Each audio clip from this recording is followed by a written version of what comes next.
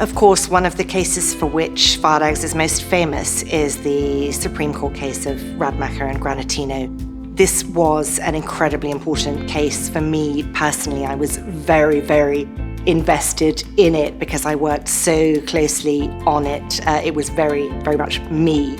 And I cared very much about winning for our client to the extent that we had to push to change the law.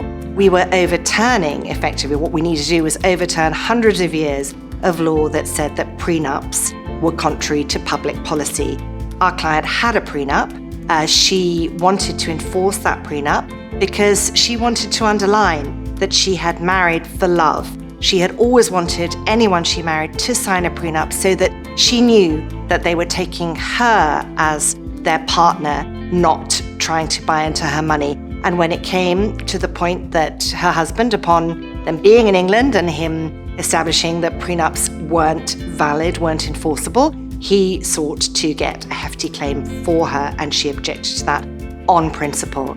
I felt very strongly, first of all, you shouldn't be able to forum shop your way into the English jurisdiction and chuck out your prenup. That made England a sort of odd place, not in harmony with the rest of the world.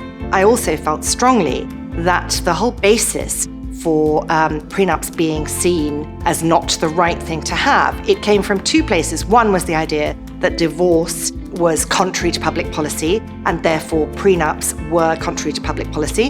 And I said, because divorce is no longer contrary to public policy, we accept it. It's completely illogical and OTOs that prenups be contrary to public policy. So first of all, let's sweep that away. The courts did that. Secondly, I said a lot of the reason that the courts don't want prenups is they're trying to protect women. But this comes from a sort of chauvinist paternalism, whereby they're saying women are so desperate to marry that they will basically accept anything, and they're not capable of making a rational decision when faced with the prospect of a pretty white dress. And I said, this is sexist and it's wrong. And if women want to take an equal place at the table with equal opportunities, equal power, they must expect to have equal responsibility and be held to their bargains. Otherwise, this skews the perception of women across the world. Of course, my client in that case was a woman trying to uphold her prenup. Maybe that made that easier for the courts to see it. But my argument was very much this is a sexism innate in the law.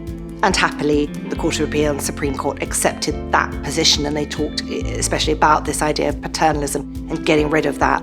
That was very important to me. The third thing that was very important was that spouses who wanted to get married but were facing the challenge of this massive 50 split, they wanted to get married, but the one with the money was saying, no, I can't afford to get married. I can't afford to give you a big blank check on half of my net wealth. So let's not get married. And now that, apart from whether religious considerations, the taboos on living together without children are gone. The taboos on having children without marriage are gone, basically in the 80s and 90s. So there's no real imperative to marry anymore. So people with money were choosing not to marry, and that left the spouse without the money, or the partner without the money, in an even weaker position, because then they would get nothing if they split up. At least with a prenup, you have something, because prenups work on the basis that they have to be entered into fairly, and then they have to be fair